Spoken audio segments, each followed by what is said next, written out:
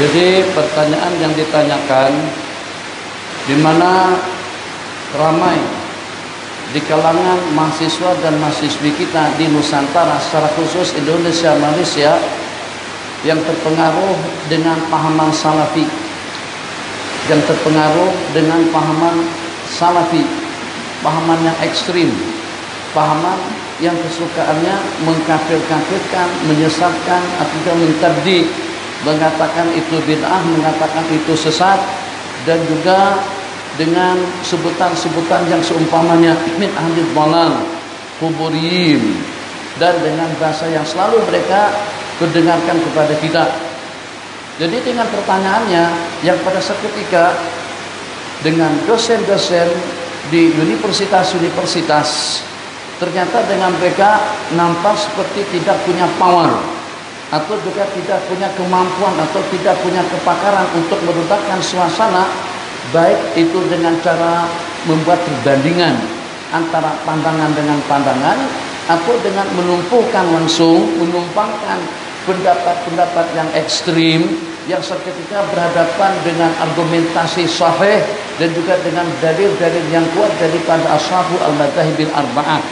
Jadi daripada sejumlah sekian yang kita perhatikan, misalnya dengan dosen-dosen kita yang dengan mereka diberikan peluang langsung untuk berinteraksi dengan para mahasiswa-mahasiswanya, tapi justru dengan mereka mungkin dengan mereka tidak menggunakan peluang waktu, mungkin juga disebabkan karena tidak punya kemampuan, atau juga tidak mampu beradu argumentasi dengan pahaman-pahaman yang liar daripada Salafi dan Wahabi.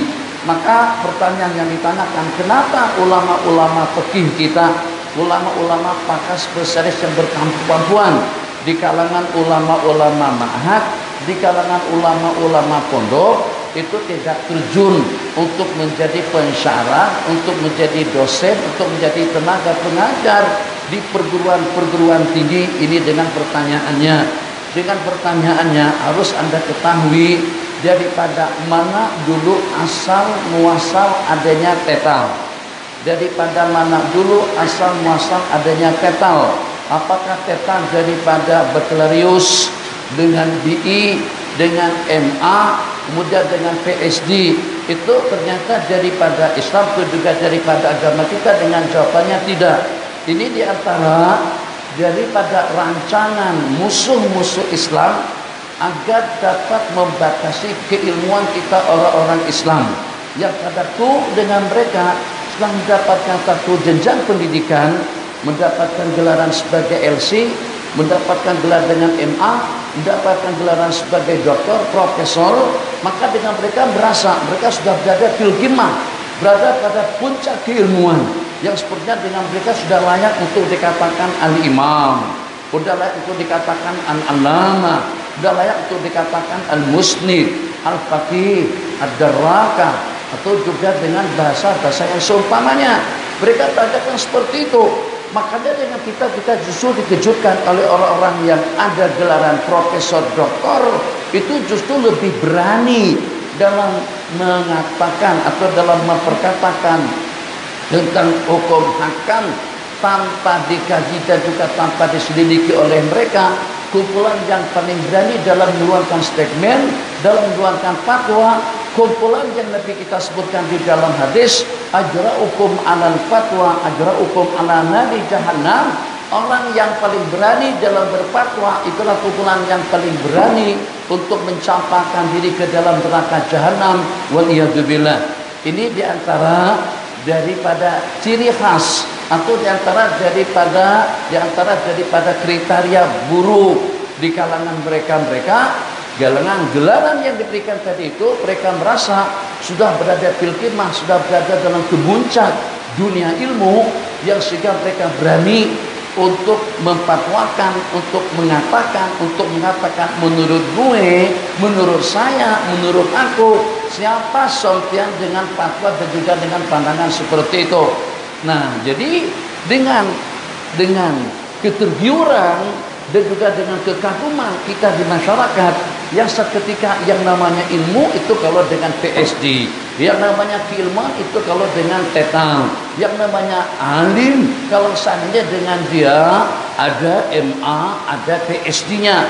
Tapi kalau seandainya syekh saja, alim allamah saja, hanya setakat pondokan, hanya setakat ngaji pondok, hanya setakat belajar fil haramaini syarifain, fil haramaini syarifain, itu dengan bertalaki kepada ulama-ulama mu'tabar, daripada syekh kepada syekh, dan juga daripada guru kepada guru dengan sanad yang bersambung sampai kepada ulama-ulama salaf, sampai kepada ulama-ulama kita dahulu, dengan keterangan, dengan penjelasan, dan juga dengan ulasan yang jelas, dengan keterangan yang pasti, dan juga dengan pahaman yang betul. Seketika dengan mereka tadi itu tidak dipandang hebat oleh kumpulan yang pertama, maka dengan peluang tertutup serapat-rapatnya daripada mereka. Syekh yang mana yang menjadi dosen, syekh yang mana yang menjadi dekan, syekh yang mana yang menjadi rektor, hampir boleh kita pastikan tidak ada. Kenapa? Sebab bagi mereka kalau hanya setakat dengan syekh saja, itu berarti kampungan, itu berarti pondokan. Yang mereka katakan pondokan tadi itu justru yang telah menghatamkan, yang pernah menghatamkan tafsir atau Quran dengan tafsirnya, hadis dengan suruhnya, fikih dengan keterangannya.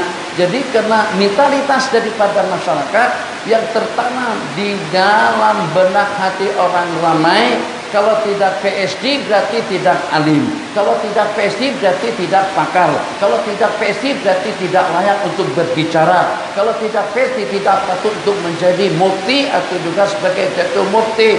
Pada saat lekat pemahaman yang seperti itu di hati masyarakat atau dalam kehidupan orang ramai, maka peluang tertutup serapat-rapatnya. Kira-kira dengan pensyarah yang mana sebutan beliau?